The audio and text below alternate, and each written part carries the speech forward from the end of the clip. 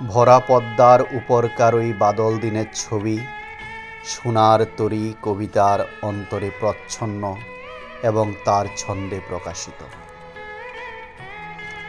কবিগুরুর বিখ্যাত সোনার তরীসহ অসংখ্য কবিতার জন্মস্থান কুষ্টিয়ার শিলাইদহের কুটিবাড়ি এবং তৎসংলগ্ন পদ্মা নদী।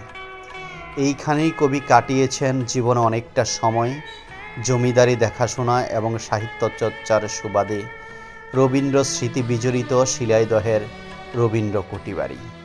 কুষ্টিয়া শহরের অদূরে শিলাইদহে মাত্র ৩০ টাকা দর্শনের বিনিময়ে এই কুটিবাড়ির ভিতরে আপনি প্রবেশ করতে পারবেন এবং রবীন্দ্রনাথ ঠাকুরের দুর্লভ কিছু চিত্রকর্ম, সাহিত্যকর্ম এবং তার ব্যবহৃত বিভিন্ন আসবাবপত্র দেখতে পারবেন।